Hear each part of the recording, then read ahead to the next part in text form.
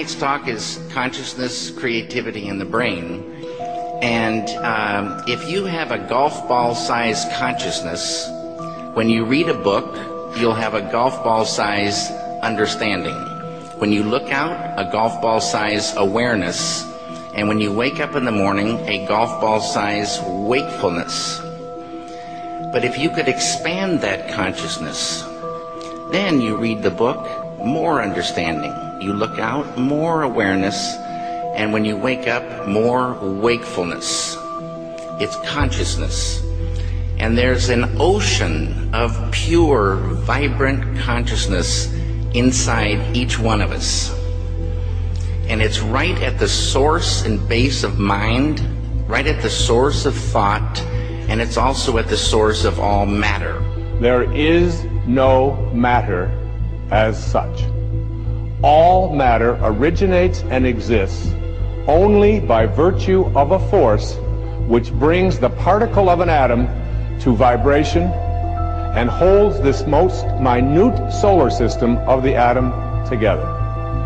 We must assume behind this force the existence of a conscious and intelligent mind. This mind is the matrix of all matter. Matter seems like a good place to begin.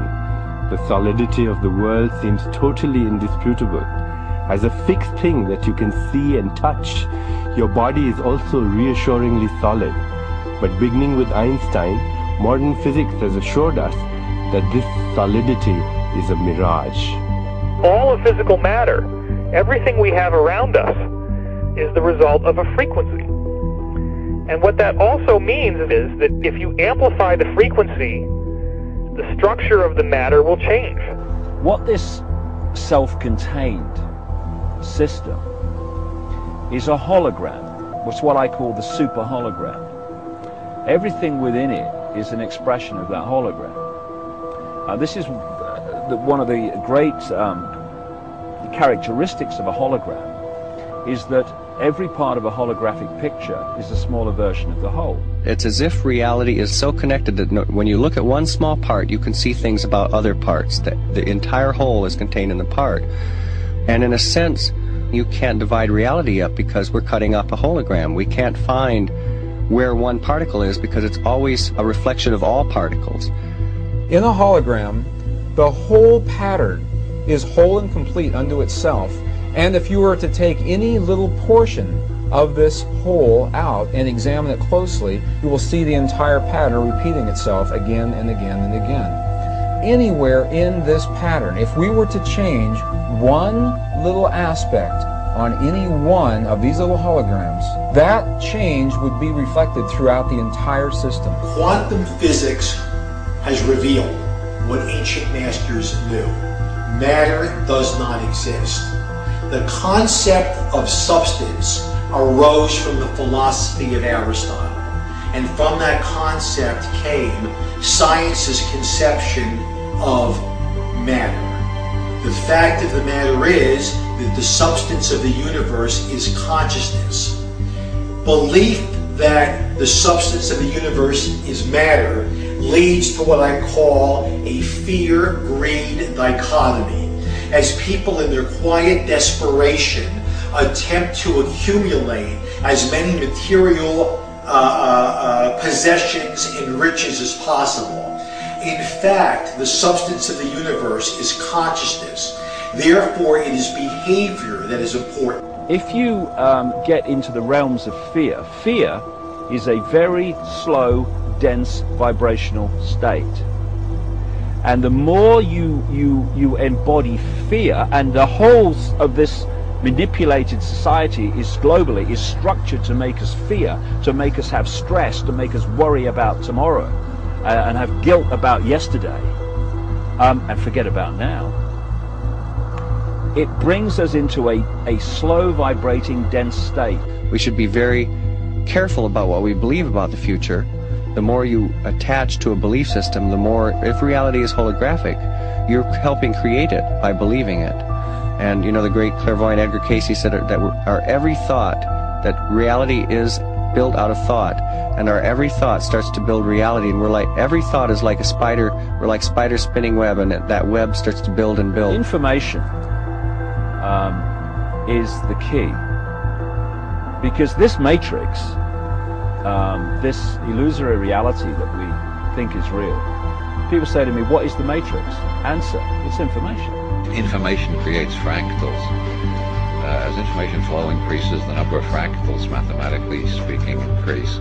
This was demonstrated by a mathematician named Theodore Gordon. Fractals are unpredictable functions, so things are becoming more and more unpredictable.